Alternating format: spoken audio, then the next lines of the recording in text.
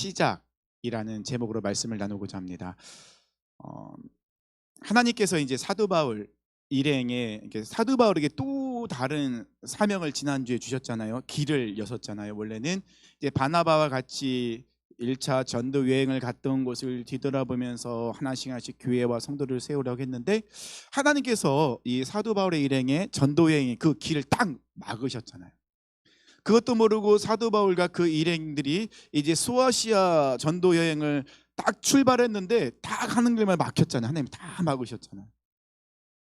사도 바울로서는 굉장히 당황스럽죠. 왜냐하면 자신을 믿어주고 많은 성도 앞에서 보증을 서줬던 바나바, 어찌 보면은 자기의 큰 형님 같은 보호자 같은 바나바와 마가 문제로 다투고 헤어졌어요.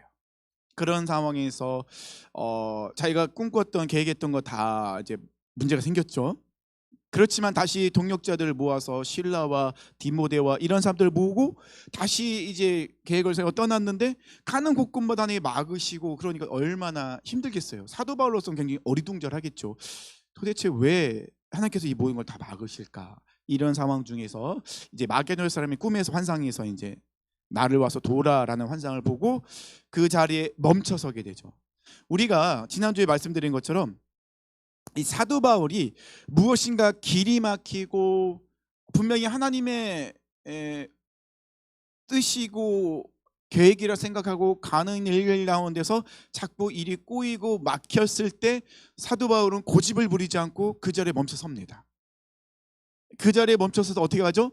다시 한번 하나님과의 관계를 체크하죠. 점검하죠.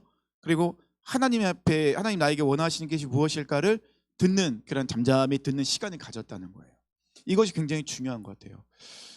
엘리야가 세미한 음성 중에 막 큰 지진, 막 바위, 막 급하고 강한 바람 이런 것에서 하나님의 음성을 듣는 것이 아니라 너무나도 세미한 음성, 조용하게 찾아오셔서 말씀하시는 그 음성을 들었던 것처럼 사도 바울도 그 자리에 멈춰서서 하나님의 음성을 듣습니다. 하나님의 뜻을 다시 발견합니다. 그리고 나서 사도 바울은 하나님이 소아시아로 가게 하신 것이 아니라 우리를 유럽으로 인도하시는구나 라는 것을 깨닫고 그들은 깨닫자마자 어떻게 하면 즉각적으로 순종하죠.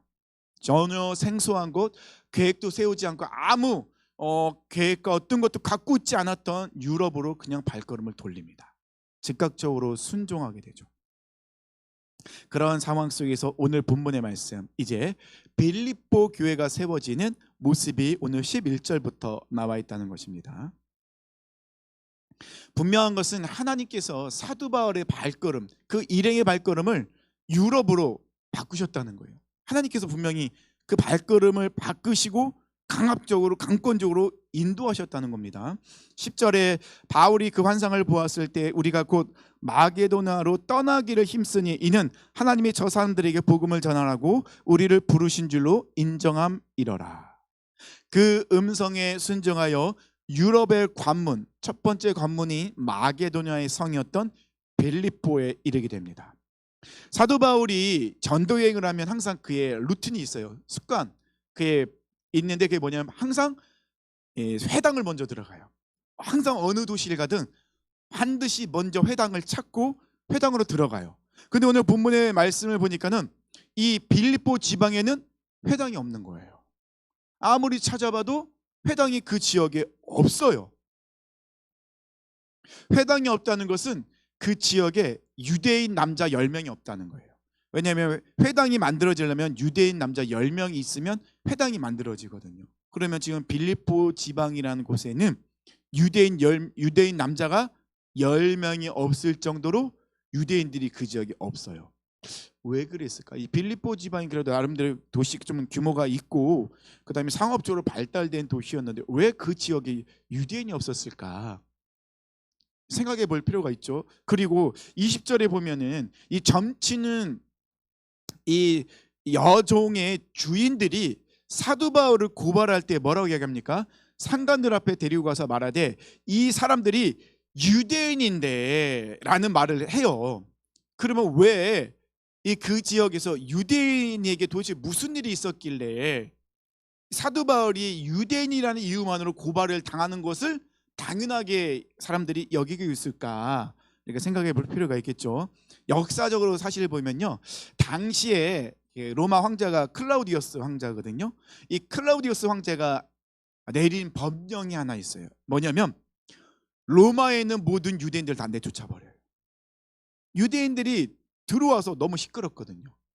막 다툼도 일어나고 막 종교 문제 때문에 막 여러 가지 막 지지고 막 싸우고 막 너무 소란을 피우고 시끄럽게 굴거든요. 막 다른 사람 막 전도하러 다니고 막 이러니까, 그러니까는 이 클라우디우스 황제가 유대인들을 로마에 다 내쫓아 버려. 나가 버려라. 나가라. 이때 쫓겨난 사람이 브리스길라 알굴라예요. 쫓겨나게 됩니다. 근데 이 빌립보 지방은 로마의 식민지였어요. 로마의 이 다스림을 받고 있었거든요. 그래서 이 빌립보 지방에서도 어떤 일이 일어났을까요? 로마와 똑같이 유대인들이 다 추방당한 거예요. 유대인들이 다 추방당하니까는 그 지역에 유대인들이 없어요. 정통적인 유대인이 없는 거예요. 그러니까는 회당도 없어져 버린 거예요. 그리고 점치는 이 여종의 주인들이 사도 바울을 유대인이다 딱 콕 집어서 이야기했을 때 그 고발이 받아들였던 이유가 거기에 있었던 거예요. 아니, 우리가 유대인을 다 내쫓았는데 또 유대인이 들어와서 우리를 혼란스럽게 만들고 있다. 우리 로마 시민인 우리를 혼란스럽게 만들고 있다. 그러니까는 뭐야? 하면서 사도 바울 일행을 다 붙잡는 그런 어처구니 없는 일이 일어나게 된 거예요. 그런 상황이 있었다는 것입니다. 유대인들이 다 쫓겨나고 회당은 없지만 사도 바울이 그렇다고 포기할 사람은 아니죠. 13절에 보니까는 안식일에 우리가 기도할 것이 있을까요? 문 밖 창가에 나가 거기 앉아서 모인 여자들에게 말하는데, 그 말은 뭡니까? 안식일이 됐는데 복음을 전하야겠어요. 근데 회당은 없어요. 그렇지만 사도 바울은 포기하지 않는 겁니다. 그래도 혹시 모르니까 기도처라도 있지 않을까. 기도처는 뭐 유대인 10명, 남자가 필요 없으니까 그래도 분명히 있을 것이다 라고 해서 찾아다니는데 마침 강가에서 여자들이 모여 있는 거예요. 그럼 이 여자들이 왜 강가에 모여 있을까? 정결례법에 의하면 정결례를 행하기 위해서는 물이 필요하거든요. 그러니까는 강가에 모여 있는 거예요. 하지만 여자들만 모여 있다 보니까 그곳이 회당이 될 수가 없어요. 만들 수가 없는 거예요. 남자들이 없으니까. 그렇다면 지금 강가에 모여 있는 이 여자들은 어떤 사람이었을까요? 이방 유대교에 입적한 사람들이겠죠. 그래서 이 루디아에 대해 설명할 때 하나님을 섬기는 자라고 이야기하는 것은 루디아가 유대인들이 쫓겨나기 전까지 유대인들에게 하나님에서 배워서 알고 있는 여인들이었던 거예요. 그러니까 그들은 비록 회당도 사라지고 우리 자신들을 가르치고 말씀을 알려줄 유대인들은 없지만 여전히 그 여성들은 어떻게 하고 있어요? 하나님을 사모하면서 강가에 근처에 물가에 모여서 정결례법을 행하면서 그들은 따로 자기들이 모여서 어떻게 하고 있습니까? 기도하고 있던 거예요. 그러니까 이 여성들의 이 열심이 굉장했다는 것을 알 수 있죠. 어찌 보면은 그런 어려운 환경에서 이렇게까지 무리할 필요는 없거든요. 자칫 이렇게 모여 있다가는 또 어떤 일을 당할지도 몰라요. 그런데 이 여성들은 비록 회당은 없어지고 자신들에게 하나님의 말씀을 알려줄 그런 유대인들은 없지만 그래도 그녀들은 물가에서 정결례를 행하면서 하나님의 은혜를 사모하며 갈급한 심령으로 모여서 기도하고 있었다는 것입니다. 그래서 저는 좀 억지를 쓰면 혹시 마게도냐 환상을 볼 때 이 루디아와 여인들의 기도의 힘이지 않았을까라는 한번 억지를 부려보기도 생각해 봅니다. 왜냐하면 이렇게 갈급한 심령이 있기에 하나님께서는 그 바울 일행을 그쪽으로 보내지 않으셨을까, 이 생각은 제가 한번 억지적으로 한번 해봤어요. 어쨌든 중요한 것은 뭐냐면요, 사도 바울이 복음을 전하는 상황이 참 매우 좋지 않았어요. 회당도 없습니다. 유대인도 없습니다. 그리고 지금 그 빌립보에서 복음을 잘못 전하면 어떻게 돼요? 쫓겨날 수 있는 상황이었어요. 문전박대를 당할 수밖에 없는 상황. 근데 아까 분명히 말씀드렸잖아요. 하나님이 사도 바울의 일행의 발걸음을 유럽 쪽으로 향했거든요. 이 빌립보로 인도하셨거든요. 그런데 하나님의 인도에서 모든 걸 다 포기하고 빌립보로 왔는데 상황은 너무 안 좋은 거예요. 그들이 복음을 전할 수 있는 상황이, 여건이 여러 가지 문제가 도사리고 있었어요. 아니 하나님께서 인도하셨으면 그 길을 인도하셨으면은 사람을 붙여주거나 아니면 복음을 전할 수 있는 뭔가를 준비시켜야 하는데 아무것도 없어요. 도리어 더 큰 문제에 직면할 수밖에 없었다는 것입니다. 그래도 사도 바울은 그런 걸 중요하게 여기지 않았어요. 절대 그런 게 굴하지 않았어요. 사도 바울이 중요한 건 뭐예요? 잃어버린 영혼 한 명만 있으면,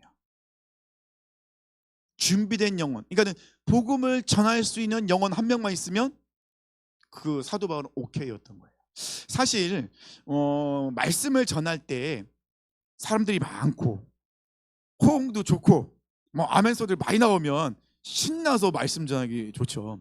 근데 사람도 별로 없고 반응도 너무 안 좋고 너무 조용하면은 말씀을 전하는 사람도 주눅이 들죠. 아, 이 말씀을 잘 듣고 계신 거 봤나? 내가 기도가 부족했나? 금식을 했어야 됐나? 막 여러 가지 막 생각이 막 돌아가면서 막 그렇다는 거죠. 인간적으로 볼 때는 그렇다는 겁니다. 근데 사도 바울은 그런 것이 전혀 상관하지 않았어요. 사도 바울에게는 뭐가 중요합니까? 한 명만 있으면 돼요. 말씀을 전할 수 있는 한 명만 있으면은 사도 바울은 그곳이 바로 자기의 사명, 사역지가 되는 거였어요. 그래서 사도 바울은 그 여성들에게 아무 힘도 없죠. 또 그 여성들, 그 당시 뭐 여성들에게 복음을 전한다고 큰 영향을 행사할 수도 있는 것도 아닌데, 하지만 사도 바울은 그 기도하러 모인 그 여성들에게, 갈급한 심령을 갖고 있는 그 여성들의 그 영혼을 바라보며 그들에게서 복음을 전한다. 최선을 다했죠. 그런데 그곳에는 때마침 누가 있습니까? 루디아라는 여인이 있습니다. 루디아라는 여인이 이 유럽의 첫 성도예요. 루디아를 통하여서 빌립보 교회가 시작이 됩니다. 루디아를 설명하고 있을 때 성경에서 뭐라고 나와 있습니까? 자색 옥감 장사라고 나와 있죠. 잠깐만요. 14절이죠. 두아디에라 시에 사는 자색 옥감 장사로서 하나님을 섬기는 루디아라 하는 한 여자가 이렇게 나와 있습니다. 루디아를 설명할 때 두 가지를 설명해요. 그녀의 직업은 뭐라고요? 자색 옥감 장사. 지금은 우리가 굉장히 이 옷에 대해서 이 뭐죠? 염색하는 것이 굉장히 발달돼 있잖아요. 그래서 막 형형색의 옷을 입잖아요. 우리 김하영 집사님은 검정색 옷에 핑크색 액으로 이렇게 글씨가 들어가 있잖아요. 그 당시에는 이런 옷감이 없었어요. 그래서 정말 노예나 이런 사람들은 옷도 못 입고 있었지만 그런 사람들 그냥 어떻게 해요? 그냥 통짜로 짠 뭐 색깔이 없는 옷 뭐 이런 거 그냥 그런 걸로 입고 다녔고, 조금 돈이 있다 그러면은 색깔이 좀 들어가 있는, 자색은 왕권을 상징했어요. 아무나 자색 옷을 못 입었어요. 그러면 자색 옷감 장사 루디아는 성공한 사업가였죠. 자색 옷감 장사를 하니까는 루디아가 만나는 사람은 어떤 사람들일까요? 귀족, 왕족들만 만나죠. 이 자색 옷을 한 벌을 이제 자색 옷 한 벌을 염색하려면 뿔고동이라는 곳에서 이제 그를 채취하는데 1만 마리가 필요하대요. 뿔고동 1만 마리를 잡아서 염료를 채취해야지만이 이 자색 옷감을 염색을 할 수가 있는 거예요. 그러니까 굉장히 어려운 이 색깔이 자색인 거예요. 그리고 자색은 아무나 못 입어요. 내가 돈이 있다고 자색을 입을 수 있는 게 아니거든요. 그러니까 이 자색 옷감 장사 루디아는 당시로서는 굉장히 성공한 사업가였다는 것입니다. 그런데 왜 이 루디아는 그렇게 안식일마다 강가에 가서 기도를 하고 있었을까요? 루디아가 부족한 게 뭐가 있었을까요? 이렇게 자색 옷감 장사였다는 것은 루디아는 분명히 성공한 사역가였으니까는 풍요로운 삶을 살아가고 있었을 텐데. 그런데 14절의 두 번째 루디아를 어떻게 설명하고 있습니까? 하나님을 섬기는 루디아다, 이렇게 설명하고 있다는 것입니다. 루디아가 하나님이 어떤 분인지를 알고 있어요. 회당에 있을 때는 유대인들에게 말씀을 들을 수 있었어요. 배울 수가 있었어요. 근데 회당이 사라졌죠. 유대인이 다 쫓겨났으니까. 그러니까 루디아의 마음속엔 굉장히 하나님에 대한 갈급함이 있는 거예요. 말씀도 듣고 싶고 진리도 알고 싶고 하나님을 더 깊게 경험하고 싶은데 그런 모든 것이 사라진 거예요. 그러니까는 지금 루디아는 자기가 갖고 있는 물질 이런 것에는 지금 그거보다 더 중요한 더 갈급함은 뭐예요? 영적인 갈급함을 갖고 있던 사람. 이처럼 우리가 영적인 갈급함을 갖고 있는 것이 우리에겐 가장 큰 무기인 겁니다. 하나님은 그런 사람들을 찾고 계시잖아요. 그리고 그런 사람들 기도에 하나님 반드시 응답해 주세요. 사람을 보내주세요. 그 한 사람 때문에. 루디아는 사도 바울이 전한 복음을 듣고 그는 눈이 번쩍 띄었을 거예요. 그의 막 채워지지 않았던 그의 갈급함, 그의 영적인 것에 막 이 생명의 수가 막 철철철 막 흘러들어 막 찼을 거예요. 그러니까 루디아가 얼마나 기뻤습니까? 얼마나 즐거웠겠습니까? 그래서 어떻게 합니까? 이 사도 바울 일행을 그의 집으로 다 불러들이고 어떻게 돼요? 15절에 세례를 받아요. 그리고 루디아의 집이 무엇이 됩니까? 교회가 돼요. 빌립보 교회가 돼요. 첫 번째 집인 이 빌립보 교회가 유럽의 첫 번째 교회인 빌립보 교회가 이렇게 세워지게 됩니다. 근데 빌립보 교회 성도들은요, 굉장히 하나님이 이렇게 성도들을 이렇게 붙여주시는 게 굉장히 뭐라고 해야 되죠? 스펙타클하다고 할까요? 막 좀 쉽진 않은 그런 여정 속에서 이렇게 되게 만나게 해주세요. 두 번째 성도는 누구냐면요, 16절 보니까요, 그들이 이제 그곳에서 기도하는 곳에 가로 또 이제 그곳에서 기도도 하고 이제 복음을 전했을 거 아니에요. 가는 길에 누구를 만나죠? 점치는 귀신 들린 여종 하나를 만나요. 근데 얼마나 점을 잘 치는지 그 주인들에게, 그러니까 주인이 한 명은 아니었던 것 같아요. 주인들이라고 하니까 뭐 남편과 아내일 수도 있고 뭐 여러 명이라는 거죠. 주인들에게 큰 이익을 주는 사람이에요.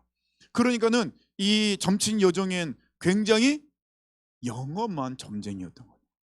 정말 잘 맞히는 사람이죠. 그렇다면 빌립보 지방에서도 굉장히 유명한 그런 점치는 무당이었던 것 같아요. 근데 이 여종이 바울을 보면서 어떻게 쫓아다니는 거예요. 뭐라고 하고 있습니다. 17절에 그가 바울과 우리를 따라와 소리질러 이르되 이 사람들은 지극히 높은 하나님의 종으로서 구원의 길을 너희에게 전하는 자라 하며, 귀신도 귀신같이 알아보죠. 바울과 그 일행을 너무 귀신같이 알아봐요. 그러면서 뭐라고 얘기합니까? 저 사람들은 하나님의 지극히 이 사람들 지극히 높은 하나님의 종이면서 이들은 너희들에게 구원의 길을 알려준다. 아니, 귀신이 너무 복음을 선포하고 있는 거 아니? 너무 복음을 선포하고 있죠. 그러니까는 이 점치는 여종은 진짜 귀신 들린 여인이 맞아요. 그것도 보통 그냥 핫바리 귀신이 아니라 상급의 귀신인 것 같아요. 막 깃발이 여러 개 달려 있는 막 이런 무당이었던 것 같아요. 귀신도 하나님의 사람들 알아봐요. 왜냐하면 예수의 영이 있기 때문에 귀신이 알아보죠. 그러니까 사도 바울은 가는 곳마다 귀신이 알아봐요. 그래서 누가에게 가면은 누구죠? 그 일곱 아들, 그 사람이 생각 안 나는데 그 사람이 이제 막 예수의 영을 빙자해서 하니까 나는 사도 바울도 알고 예수도 아는데 너는 누구냐 이렇게 얘기하거든.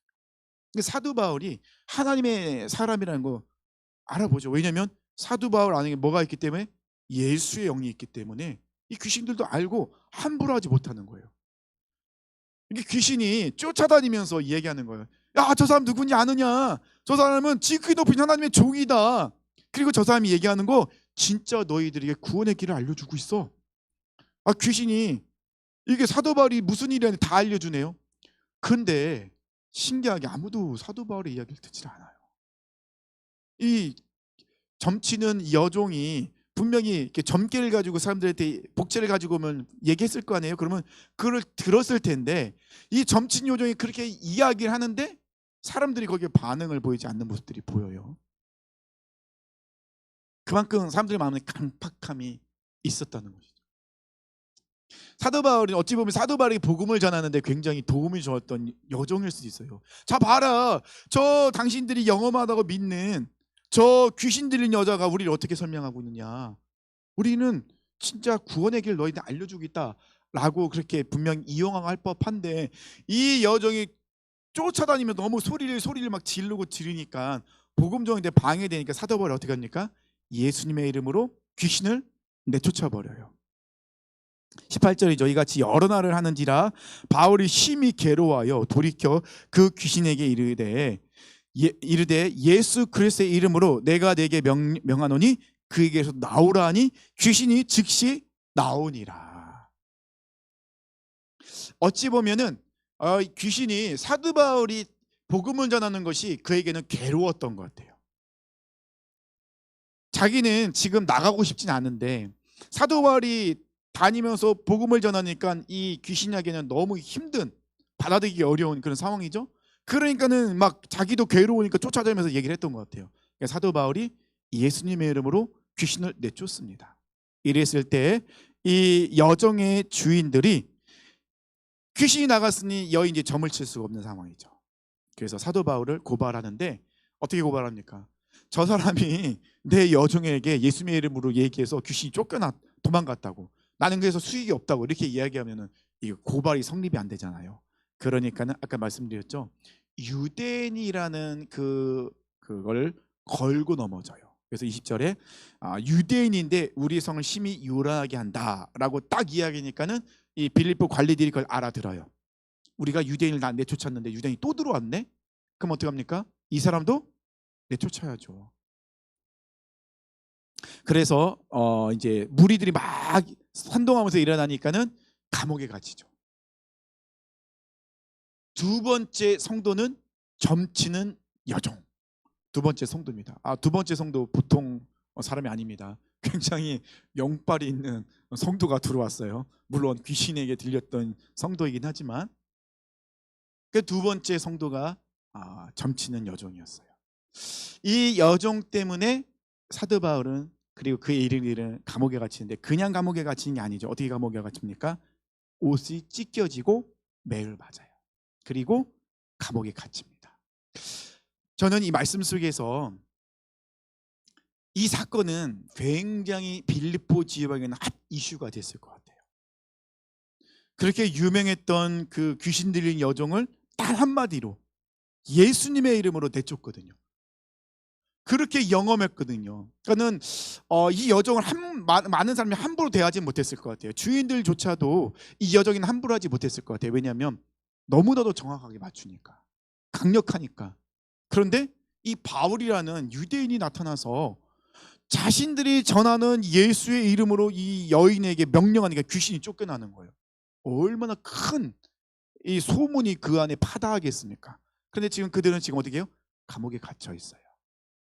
예수님을 전하다가 감옥에 갇혔어요. 매에 맞았습니다. 옷이 찢겼습니다. 수치도 당하고 어려움도 당하여. 그런데 이 사도 바울 일행은, 바울과 실라는 지금 감옥에 가서 무엇을 하고 있습니까? 자신들이 예수님을 전하다가 옷도 찢기고 매도 맞고 감옥에 갇혀요. 그런데 그 예수님을 지금 어떻게 하고 있죠? 찬양하고 있는 거예요. 근데 이 찬양을 그냥 조용하게 한 게 아니에요. 허밍으로 한 게 아니라 어떻게 해요? 모든 죄수들이 다 들을 정도로 그렇게 크게 찬양해요. 만약에 이 사람이 뭐 도둑이든 살인하든 뭐든 해서 와서 이래서 이렇게 큰 소리 떠들었으면 죄수들이 가만히 안 뒀겠죠. 조용히 하라고. 간수들도 막 뭐라 했겠죠. 근데 아무도 이 사도 바울 일행을 건들 수가 없는 거예요. 왜냐하면 감옥에 갇히긴 했어도 이 사람들은 뭔가 좀 다른 사람들이거든요. 귀신도 내쫓는, 예수님의 이름으로 귀신도 내쫓고, 이 사람들은 너무 우리가 자신들이 생각할 때도 평범한 사람들이 아니라는 것이죠. 그리고 이 사람들은 너무 신기해요. 자신들이 예수라는 그 이름을 전하다가 감옥에 매를 맞고 감옥에 왔는데 신기하게 자신들이 감옥에 갇히도록 만든 예수를 찬양하고 있는 거예요. 그러니까 이게 도저히 용납할 수 없는 일들이 계속 일어나고 있는 거예요. 더 놀라운 일이 일어나죠. 바울과 실라가 예수님을 찬양하고, 얼마나 매를 맞아서 아프겠어요. 지금은 뭐 감옥이 거의 호텔 수준이잖아요. 침대 있죠, 변기 있죠, TV 있죠, 추우면 에어컨 틀어줘요. 더우면 추우면 에어컨이 아니구나. 추운 에어컨은 큰일, 인권은 걸리는구나. 추우면 히터 틀어줘요. 더우면 에어컨 틀어줘요. 삼시세끼 밥 꼬박꼬박 나오죠. 얼마나 좋아요. 근데 이 당시는 감옥은 이 동굴을 파서 이 만든 곳이기 때문에 그냥 맨바닥이에요. 어두침침하죠. 습기도 많죠. 춥죠. 얼마나 힘든 곳입니까? 매를 맞았으니 얼마나 욱신거리고 아팠을 거예요. 얼마나 힘들었을까요? 그런데 그들이 하나님을 찬양. 예수님을 전하다 붙잡혀 매 맞고 들어왔는데 그 예수님을 도리어 찬양하고 있으니 이거는 정말 이 사람들은 도대체 우리와 상종할 수 없는, 우리가 너무 다른 사람이다. 도대체 예수가 어떤 존재이길래 이 사람들이 이렇게 예수를 목숨을 걸고 전할까? 그렇게 매를 맞고도 어떻게 또 그 예수를 찬양하고 있을까? 도대체 예수가 어떤 사람일까라는 궁금증이 생기겠죠. 그런 상황에서 어떤 기적이라니까 바울과 신라 하나님을 찬양하는데 갑자기 26절에 이에 갑자기 큰 지진이 나서 옥토가 움직이고 문이 곧 다 열리며 모든 사람의 매인 것이 다 벗어진지라.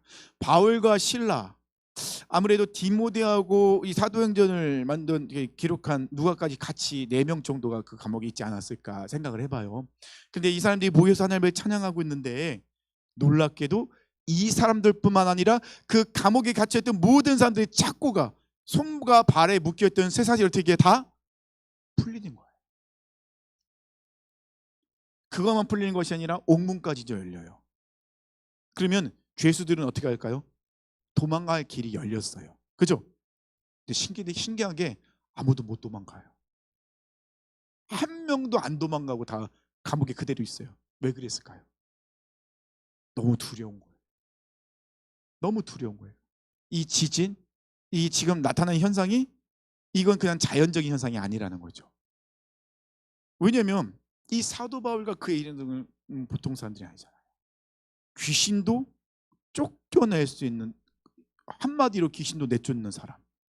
찬양했더니 지진이 나고 옥문 열리고 착고가 풀리는, 정말로 알 수 없는 현상들이만 일어나니까 이 죄수들이 아무도 못 도망가고 가만히 있는 거예요. 거기에. 이때 간수장이 잠을 자다가 너무 놀랬죠. 지진이 일어났으니까. 그래서 딱 감옥에 내려왔는데 지금 난리가 났죠. 옥문이 다 열려 있는 거예요. 그러니까 간수장이 생각할 때 어떻게, 모든 죄수가 다 탈옥했구나. 그래서 간수장이 생각했던 건 뭐죠? 그렇다면 나는 이제 죽었구나. 왜냐하면 그 당시에는 간수가 도망가면은, 아니 죄수가 도망가면 그 죄수를 지키던 간수장이 죽어요. 대신 처형을 당해요. 근데 그 간수장만 처형을 당하는 게 아니라 그 가족들까지도 해코지를 당하니까, 그러면 차라리 나만 죽고 내가 나 혼자 죽으면 어떻게 해요? 가족은 살릴 수 있잖아요. 칼을 빼서 자살하려고 하죠. 이때 사도 바울이 말립니다. 간수장을. 28절입니다. 바울이 크게 소리를 질러 이르되 내 몸을 상하지 말라. 우리가 다 여기 있노라 하니 간수가 등불을 달라 하며 뛰어들어가 무서워 떨며 바울과 신라 앞에 엎드리고. 이 사람들은 평범한 사람은 아니구나. 뭔가 다르구나. 근데 우리가 여기서 한번 유추해 볼 수 있는 이야기가 있죠. 간수장은 사도 바울 이름을 몰랐을까요? 저는 아마 소문은 들었을 것 같아요. 왜냐면 너무나 큰 이슈였잖아요. 유명했던 점친 요정의 한낱 예수의 이름으로 귀신을 내쫓아요. 그리고 이 사도 바울 때문에 막 무리들이 모여서 막 으쌰으쌰 막 데모가 일어나요. 매를 맞고 감옥에 들어왔으니 간수장이 몰랐을까요? 알고 있었죠. 그런데 지금 이 사람들 때문에, 이 사람이 찬양한 것 때문에 지진이 나고 옥문이 열리고 착고가 풀렸으니, 그리고 아무도 도망가지 않고 죄수들이 다 그곳에 있으니 이 간수장이 생각할 때는 너무 두려운 거죠. 내가 상대할 수 있는 사람은 아니구나. 그래서 어떻게 합니까? 이 간수장이 30절 그들을 데리고 나가 이르되 선생들이여 내가 어떻게 하여야 구원을 받으리까 하거늘. 바로 간수장이 사도 바울에게 질문을 합니다. 어떤 질문을 하죠? 구원에 대해서 물어본다는 것입니다. 만약에 간수장이 사도 바울 일행의 그 전하는 복음, 그들이 전하는 예수를 모르고 있었다면 이렇게 물어봤을까요? 그리고 그 전에 점치는 여종이 사도 바울 일행에 뭐라고 얘기하고 있습니까? 쫓아다니면서 이 사람은 지극히 높으신 하나님의 종으로서 구원의 길을 너에게 알려주는 자다. 이것을 간수장도 들었다는 거예요. 그만큼 빌립보 지방에는 이 사도 바울과 그의 일행들의 소문이 퍼지고 있었다는 거예요. 둘 중에 하나예요. 첫 번째, 미쳤거나. 두 번째, 진짜 구원의 길을 알려주는 삶입니다. 처음엔 반신반의했겠죠. 그런데 점점 이들이 전하는 이 예수가 진짜로 구원의 길일 수도 있겠구나라는 생각이 드는 거죠. 왜요? 첫 번째 사건은 점치는 여종의 귀신을 예수님의 이름으로 내쫓아요. 예수님을 전하다가 감옥에 들어왔어요. 매를 맞았어요. 근데 예수님을 찬양했어요. 그랬더니 지진하고 옥문이 풀려요. 옥문이 열리고 착고가 풀렸어요. 근데 도망가질 않아요. 가만히 있는 거예요. 기회가 있지만 도망가질 않는 거예요. 사도 바울에게 지금 중요한 건 뭐예요? 도망가는 건 자유인이 되는 게 아니라 그들은 지금 무엇을 하는 게 우선순위예요? 복음을 전하는 거. 환경이 그렇게 열렸다고 해서 사도 바울 일행은 함부로 움직이지 않았다는 것입니다. 그러니까 사도 바울과 그의 일행을 가만 보면요, 중요한 시점마다 그들은 정말 멈춰서는 걸 잘하는 것 같아요. 앞서가질 않아요. 자신들의 생각과 계획대로 움직이지 않아요. 무슨 일이 일어날 때 그들은 항상 잠잠히 멈춰서 있더라는 것입니다. 그랬더니 간수장이 이들을 데리고 자기 집으로 데리고 가죠. 그리고 물어봐요. 뭐라고 물어봅니까? 어떻게 하면 구원을 받을 수 있습니까? 정말로 이 사람들이 전하는 예수는 정말 나에게 구원을 베풀 수 있는 그런 능력의 사람일 수도 있겠구나. 그것이 궁금해졌다는 것이죠. 그리고 이들의 모습을 보니까 진짜겠구나, 진짜구나 확신이 드는 거예요. 간수장의 이 가족들이 빌립보 교회의 세 번째 성도가 됩니다. 그러니까는 빌립보 교회가 세워지는 게 굉장히 어떻게 보면은 드라마틱한 부분이 있어요. 한편으로는 사도 바울 일행에게는 고난이고 아픔인데 그 사도 바울 일행의 고난과 아픔을 통하여 뭐가 흘러갑니까? 복음이 전해지더라고요.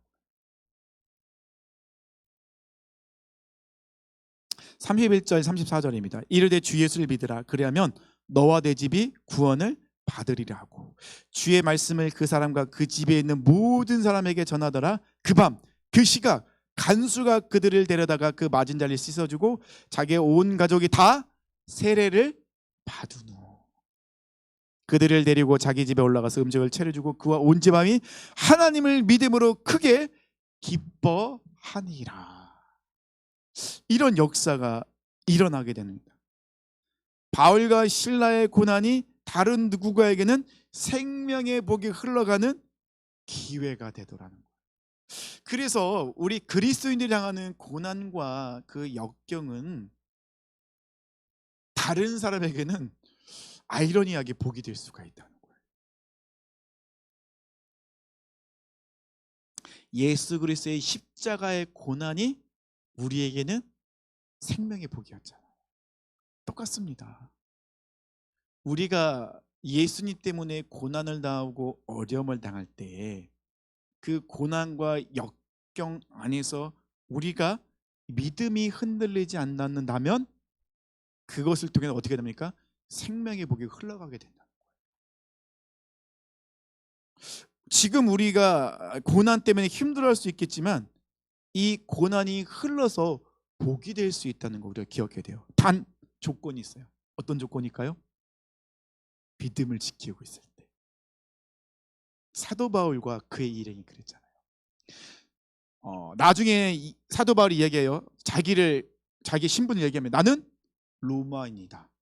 이 얘기했을 때 간수장이 긴장을 하죠. 왜냐하면 로마인인데 재판도 열지 않고 때렸잖아요. 옷을 찢었잖아요.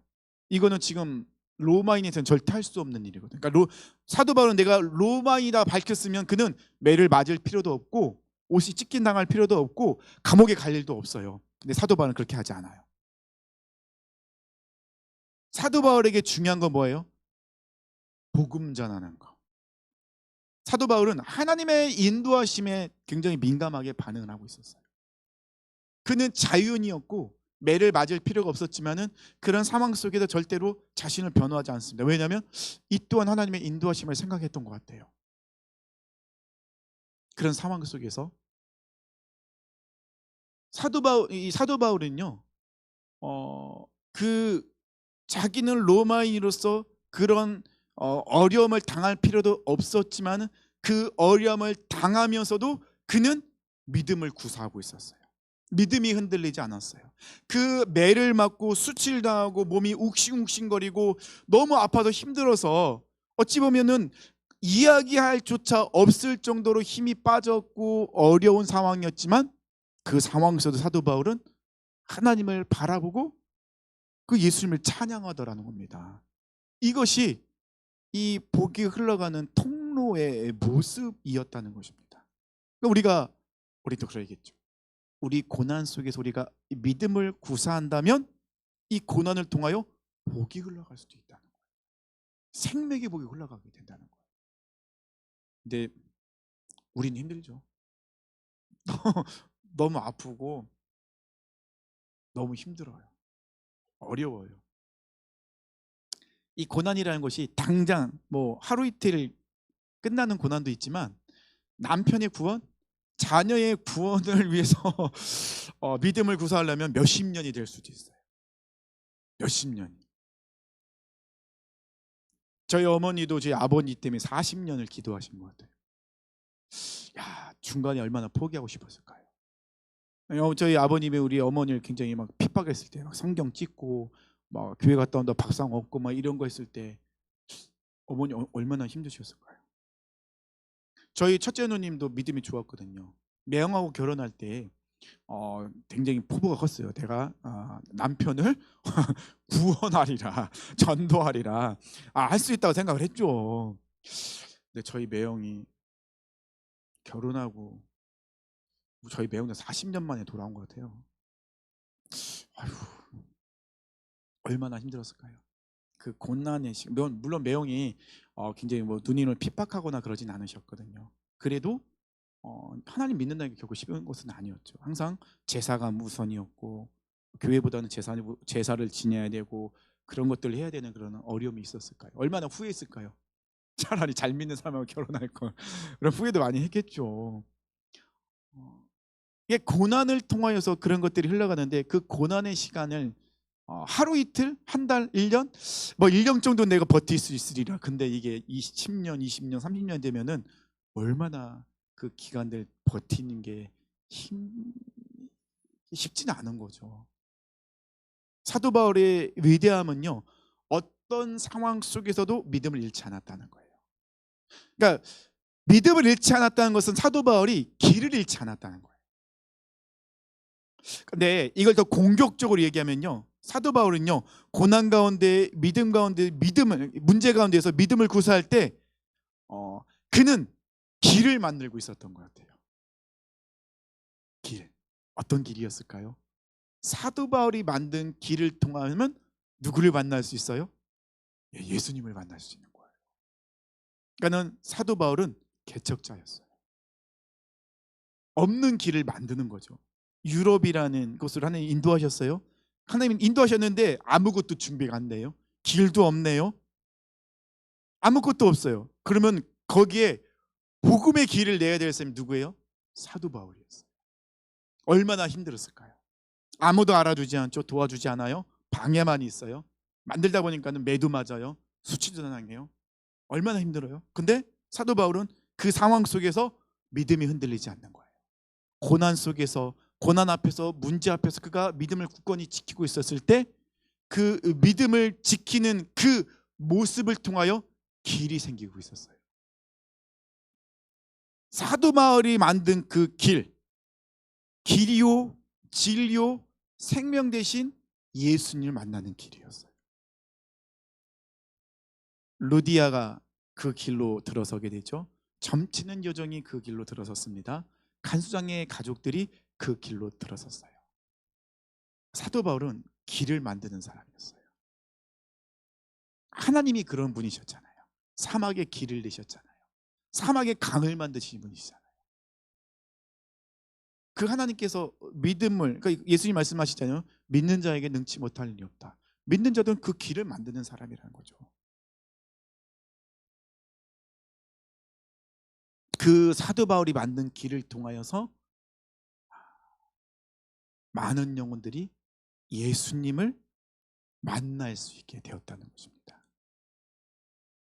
하나님 안에서 말씀하는 믿음의 작은 시작은 길을 내는 첫 발걸음이라는 것입니다. 우리 사랑하는 성도님들이 이런 발걸음을 내딛는 길을 만드는 하나님의 사람들이 되었으면 좋겠습니다. 그래서 길을 만드는 것에 대해서는 송구영 신예배 때 좀 말씀을 좀 더 좀 나누고 싶은 마음이 있어요. 우리가 2023년 4년에는 그 길을 만들어야 되잖아요.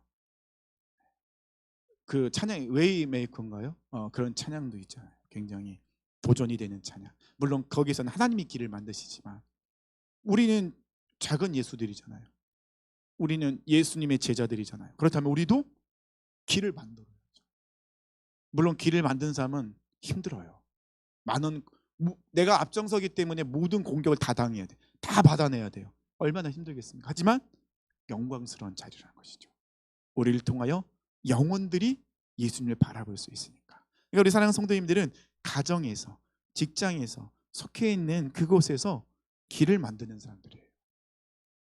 그것을 절대 잊지 않았으면 좋겠습니다. 사도 바울이 길을 만들 때 다른 거 뭐 능력 뭐 그런 거 없었어요. 단 하나밖에 없었죠. 뭐죠? 믿음. 믿음.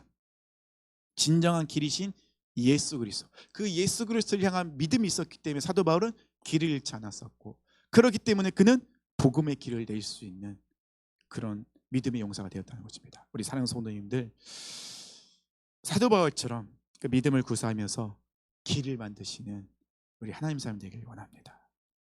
문제 앞에서, 고난 앞에서 사도 바울처럼 흔들리지 않는 이 믿음은 내가 지켜야 될 자리를 지키고 해야 될 말을 하고 믿음을 구사함으로 정말 하나님의 살아계심을 드러내고 길을 만드신 우리 성도님 되시길 축원합니다.